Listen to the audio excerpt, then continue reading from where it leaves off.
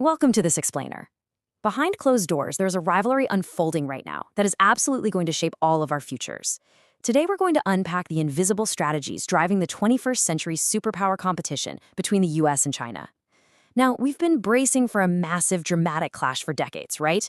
Military analysts run simulations, politicians constantly sound the alarm, and those daily headlines keep us completely on edge. But what if the greatest weapon in this entire rivalry isn't actually a military one at all? You know the headlines I'm talking about. Every day we see stories highlighting new military simulations, expanding defense budgets, and incredibly tense naval clashes in the South China Sea. Honestly, it is so easy to look at all of that and assume a massive physical war is practically inevitable. We literally ask ourselves, is World War III about to begin? Yet, here's the fascinating part. Despite possessing the world's second-largest economy and one of the fastest-growing militaries on the planet, China has consistently avoided direct military conflict with the United States. So why is that? Section 1. The World War III Myth. To truly grasp the geopolitical reality we're living in today, we absolutely have to strip away this myth of an impending military explosion. A lot of people just assume Beijing is sitting there waiting for the perfect moment to strike. But to understand why they aren't rushing headfirst into war, we have to stop thinking like Western military commanders and start thinking like Chinese strategists. Think about it this way. While Western political systems often focus heavily on short-term, 4 to 5-year election cycles, Chinese leadership treats long-term, generational planning as their core governing philosophy. They aren't just playing for the next battle, they are playing for the next 50 years. Section 2. Time as a weapon. This kind of profound strategic patience doesn't just come out of nowhere. It is rooted deeply in historical memory and trauma, specifically a period known as the Century of Humiliation. From the mid-1800s right up until the founding of the People's Republic in 1949, foreign powers forced unequal treaties on China and essentially exploited its internal weaknesses. That entire century forged this incredibly intense national determination to simply never fall behind again. The result? A leadership that deeply values slow, calculated foundation building over sudden, risky aggression. For them, time itself has become their most powerful strategic advantage. And that brings us to how the world operates today. Right now, the strongest barrier to war isn't actually just military might. It's the fact that destroying the global economic machine would devastate both nations equally. Remember the Cold War? Back then, nuclear weapons prevented conflict through mutually assured destruction.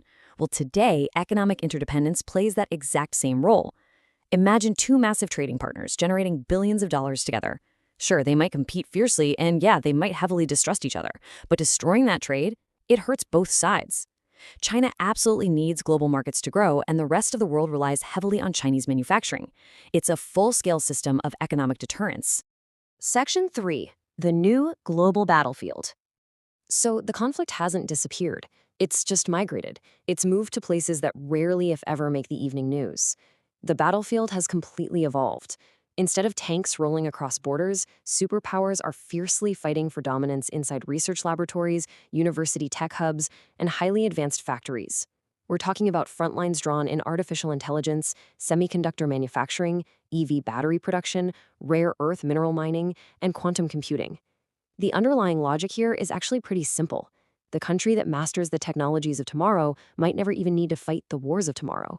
Hypersonic missiles might attract all the television cameras, but it's these quiet factories that are actively rewriting history. Let's put this into perspective. Chinese strategists spent years carefully studying America's wars in the Middle East. And what did they see? The military victories were incredibly swift, sure, but winning the peace proved to be unbelievably difficult. It cost trillions of dollars and severely drained political support. In stark contrast, look at what Beijing is doing through the Belt and Road Initiative. By financing global ports, railways, and critical infrastructure across Asia, Africa, and Latin America, they are securing lasting geopolitical leverage. They know a fundamental truth.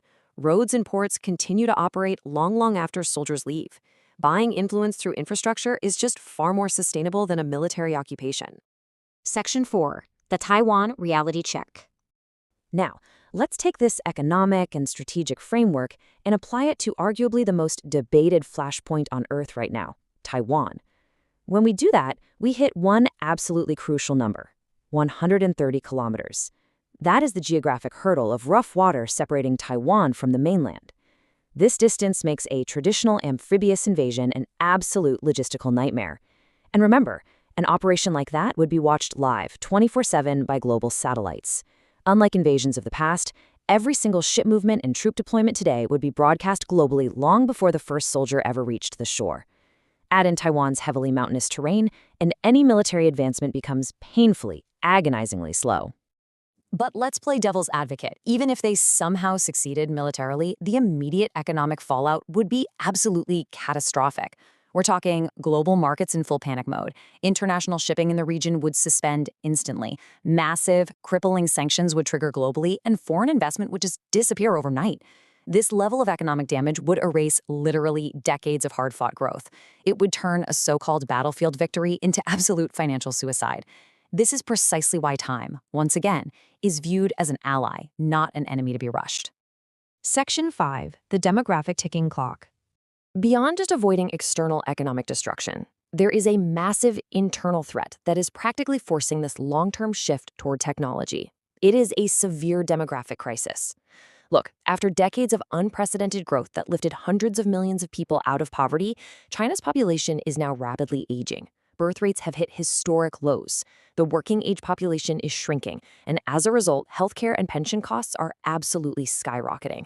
The era of endless, cheap labor that fueled their initial rise, it's coming to an abrupt end, and that threatens the nation's fundamental economic survival. This ticking demographic time bomb is exactly why they are currently pouring billions upon billions of dollars into advanced AI, robotics, and factory automation. Make no mistake, this isn't just about efficiency or looking high-tech. It is about pure economic survival. If there are going to be fewer human workers, will the machines literally have to become exponentially more productive to pick up the slack? Artificial intelligence essentially acts as a massive force multiplier that can sustain their economic growth despite a shrinking population. That right there is what makes the global race for AI dominance an absolute matter of national security. Section 6. Winning without fighting. When you look at all of these quiet, systemic moves together, from cornering the green energy market to mastering semiconductors and expanding cyber capabilities, they all point back to an ancient underlying philosophy. It's from the legendary military thinker Sun Tzu, who famously said, "The highest form of warfare is to defeat an opponent without engaging in battle." Think about how profound that is today. Rather than declaring global dominance overnight and risking it all, the strategy is to slowly accumulate thousands of small, almost invisible technological and economic victories. The goal isn't to defeat America on a battlefield. The goal is to gradually rewire the entire international system. It's evolution, not revolution. It's happening right in front of us. Every scientific breakthrough, every new port financed, every research paper published, and every high-tech factory built is gradually, methodically shifting the global balance.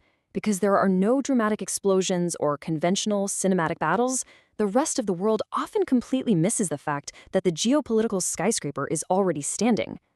While everyone else was looking at the horizon, waiting for a sudden blast, the foundations were quietly and systematically being poured right under our feet. Ultimately, exploring all of this leaves us with one incredibly profound question. What if the world's leading power wins without ever fighting a single battle? You see, the strongest nation isn't necessarily the one that wins the next major war. It's the one that manages to avoid unnecessary conflict while structurally growing stronger every single year. If we can just shift our perspective away from traditional battlefields and look closely into the laboratories, the universities, and those automated factories, we realize something fascinating about this grand modern rivalry. Time isn't just something to survive. Time itself is the ultimate weapon.